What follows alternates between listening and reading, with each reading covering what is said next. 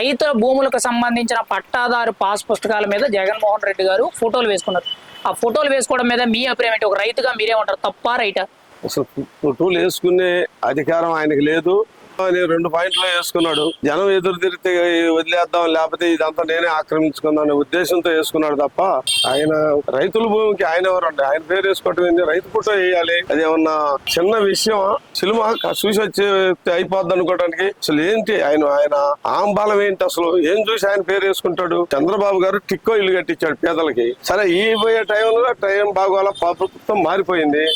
ఎన్ని కోట్లు రంగులేసి ఆ సొమ్ము అంతా నీ సొమ్మ, ప్రజల సొమ్ము. ఉప్పు మీద, ఉల్లిపాయ మీద, చింతపండు మీద రేట్లు పెంచి నేను పేదవాడికి న్యాయం చేస్తాను, పేదవాడి యొక్క గొంతు పిసికే పనులు చేసుకొస్తాం. కాబట్టి ఎవడేమన్నాడు? రంగులు ఎత్తే ఏ రంగు? తెల్ల రంగు వేసే బారుకి ఎవరికి ఇబ్బంది ఉండదు. ఈ రంగు వేసుకోవడానికి నువ్వు కట్టావా? కట్టిని పంచడం చేత కాకుండా ఈ వచ్చిన పేదవాళ్ళు ఆపేసి నీ పార్టీ వాళ్ళకి ఇచ్చుకొని అన్యాయం చేసినాడు అయితే నువ్వు పుస్తకాల మీద కొట్టు వేసుకోవటం ఏంది? వీటికి రంగులు వేయటం ఏంది? ఆఫ్టర్ ఈయన వయసు ఎంత, ఈయన సర్వీస్ ఎంత? నీలం సంజీవ్ రెడ్డి కంటే గొప్పోడా?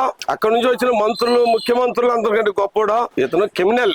కాబట్టి ఇది పొలం అంతా కబ్జా చేసి ఇతర దేశం వెళ్ళిపోదాం అనే ఆలోచనతో, దుర్మార్గం ఆలోచనతో చేసి మీ మంత్రులకు కూడా తలహర పడేస్తానంటే వాళ్ళు ఆశపడి మద్దతు చేయటం తప్ప అది కరెక్ట్ అయితే వాళ్ళు ఎందుకు వేయలేదు?